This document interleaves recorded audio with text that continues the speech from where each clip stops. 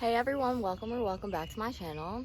Today, before I got started, I lit the crown chakra incense just to bring some wisdom and to connect me with the divine. So we can all be connected with the divine if we trust our intuition, and our intuition, like I said before, it's the little voice inside of us that has all of the knowledge that we need. And it's also how our spirits and our angels, our ancestors, they get in contact with us.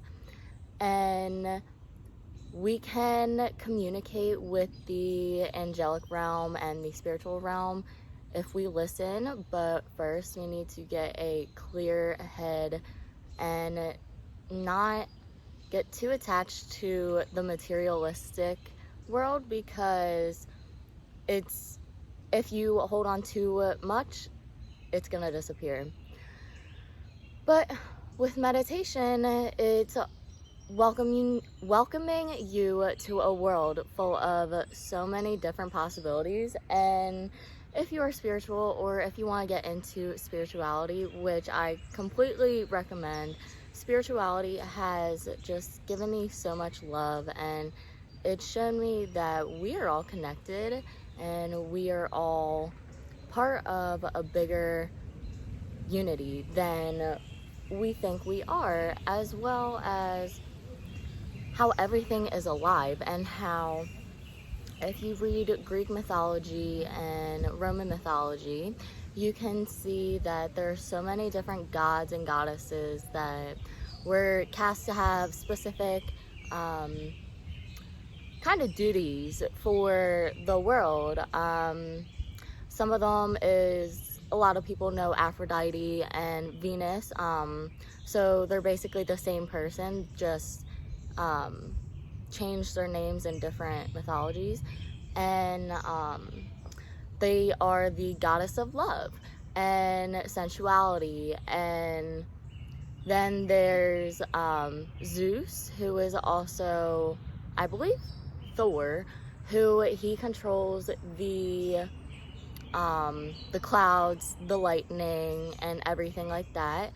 And then there was also people who were named after the days of the week. And I don't know, Roman and Greek mythology are very interesting to just get into, because it just makes a lot of sense. And everything happens in divine timing. You learn the things that you need to learn.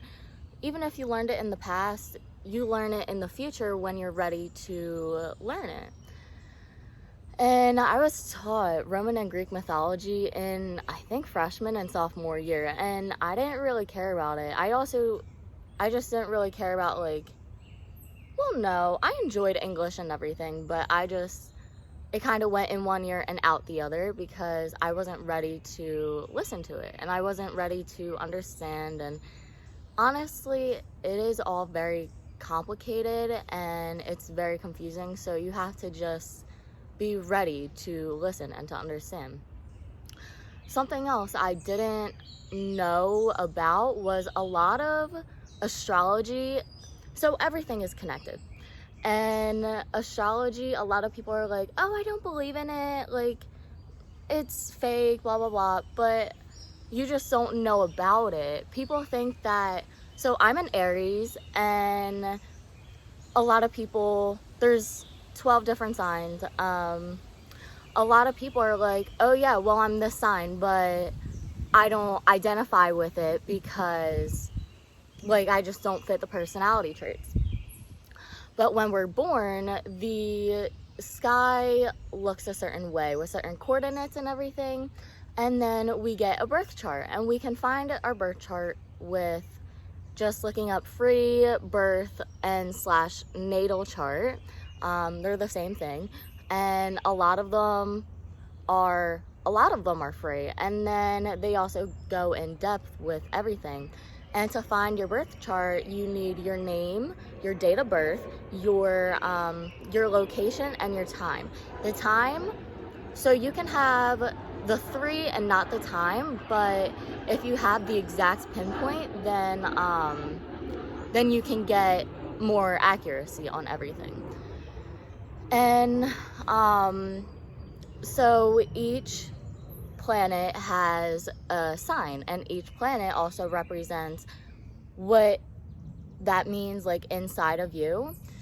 So your sun is your personality, who you are. Your rising or your ascending is basically your social mask and how other people see you. So both my Aries, or both my sun and my rising slash ascending are Aries, which means I'm very direct, I'm passionate, I'm headstrong, I am just straightforward, I go as a ram. And my moon is my emotions, my feelings, and my inner world. So that's a Leo. And my three main traits are all fire. So I have a lot of fire inside of me, but then my Mercury is a Pisces. And Pisces are very, very sensitive. They're dreamers, and they kind of live in their head. And that's what I've kind of been like my entire life. I have been in my own reality, in my own little world, because my heart is just too loving for the outer world sometimes, and it can be so brutal. So it's better just to close in. I mean, of course it's not better, but for me it is. So Mercury is how you think, and then in another video I can go more in depth with all of the other planets and everything, because there's Jupiter, there's Saturn, Uranus, Neptune, Pluto, and then Uranus and Neptune, that's more of like a generational thing. And Pluto, I don't know if I said all three of them, but those three are a generational thing. So a lot of people I'm Gen Z, I have a lot of the same Pluto, Pluto, Neptune, and Uranus as a lot of other Gen Zs, because again, it's a generational thing. So my Pluto is Sagittarius, and my Uranus and my Neptune are Aquarius. And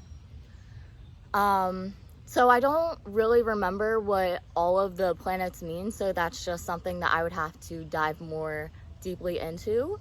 But I do know, I can give you some information about like all the signs and everything. So, but this is all from my personal experience with interactions with these type of people, and it's also different for your gender. Some males are different from the females, and like they just, I don't know. So I'm looking at it from who I've met and their signs and everything. So Aries men, I get along with pretty well because we just have the same values and everything. Aries are very loyal, they are direct, they go for what they want, they're go-getters. Leo, in my opinion, they're like one of my favorite people just because I get along with them so well. Leos are like center of attention, and so are Aries. All fire signs are like center of attentions, and a little self-centered, but Leos are they're caring, they're pretty emotional, and they can be very cocky sometimes, but hey, okay, confidence versus cockiness. So confidence is knowing your self-worth, knowing that you're a bad bitch, you're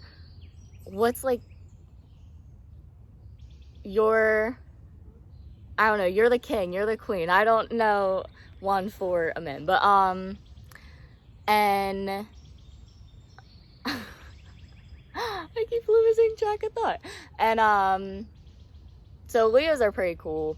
Sagittarius, so Sagittarius can be very emotionless. They can just like shut off their emotions and be very cold-blooded when they need to. They are typically very adventurous. They don't like to be controlled or tied down. They overthink a lot. And then there's 4 elements: fire, earth, air, and water. And then so I just covered the fire. Earth, there's Virgo, Taurus, and Capricorn. So Virgos. I can never really okay, Virgos are very comfortable in themselves from what I can tell. I don't know. Virgos, I don't really encounter many. I only have a few Virgo friends. Taurus, Taurus are very materialistic. They like food a lot as well. And something that I've noticed, like a common trait, is very structured, like nice jaw lines, very like bony in a good way. And they're very grounded, and I don't know, Taurus they're pretty cool. And then Capricorn, so what I've noticed about Capricorn women they are very supportive and they will be there for you. They are also grounded. And then Capricorn men, okay, so they're both just very independent. They are to themselves. And I don't really get along with Capricorn men, like, much.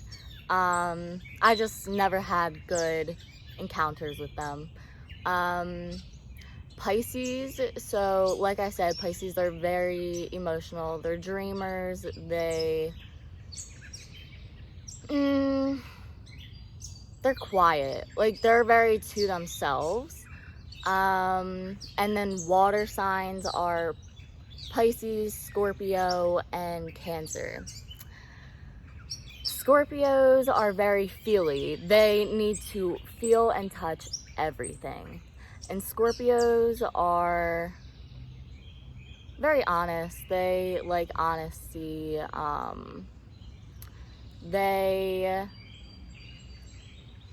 don't know. I never really had good encounters with Scorpios either. They're cool, but I just choose not to associate with them. Cancers either. Cancers are very emotional as well. Well, not emotional, but they're sensitive. But I think it also, I've only met one Cancer that wasn't like very emotional, but yeah, I don't know much about Cancers either, except that they are very romantic and emotional. And then air, Gemini, Libra, Aquarius. So Geminis are very antsy. They like to go out, be moving around, and to never just have the same routine because it's boring. I'm the exact same way, and I also have a lot of air inside of me. So, and I just like to get out and be adventurous and try new things, and routine is boring. But Geminis are the twin sign. They can be caring. Libras, so every Libra I've met, I've gotten along with, but they were always, I don't know. Libras are very indecisive, and I think one of the main lessons for Libras when they come into the world is balance, because their sign is balance beams. And so they need to just learn harmony and balance. And then there's one more. I'm missing it. Libra, Aquarius. Okay, Aquarius. Aquarius are very analytical. They are in their heads a lot. They are very loving. They will give someone their all, but they aren't very they are romantic, but they aren't too focused on relationships. A lot of Aquarius can be very self-centered and very me, forget about everyone else. But one thing that everyone must learn is you're allowed to speak, but you also have to listen, and you can't have one without the other. There's always a yin yang to everything. And a lot of the times with women, we are not really forced, but we feel like we have to hide the dark side of us. But we're not all lovey rainbows and sunshine. We're not controlled by men. We are our own unity, own body of people. But women, they feel they need to hide anger, resentment, and we bleed. And I feel like a lot of people are like, oh my god, you bleed, that's so gross. But it's like, it's the cycle of life. Like, that is how we bring life into this earth, and that is magical. And we shouldn't be ashamed for natural things a part of us. And everyone has a domestic animal inside of us and then a wild animal. And the wild animal is the instinctive nature that we don't need to think about and we could just do. And then the domestic is growing up, everything that people told us that we can and can't do, and the social rules of society. And embracing the more wild side really helps us be who we are, and not letting the domestic side take over, because then we start thinking only with our brain and we neglect everything else that our body is trying to tell us, our intuition is trying to tell us, and we neglect it, and then we end up making the wrong choices because we didn't listen to ourselves. Which is why listening to ourselves is very important, because we know what's best for us, and you can't find the answer for you through someone else. Okay, so with that being said, I hope you guys enjoyed, and I hope I was able to help and to give you some more information just about everything. And if you did enjoy, please leave a like, comment, and subscribe. Leave some suggestions on what you'd like me to talk about. And I hope you enjoy the rest of your day. Bye.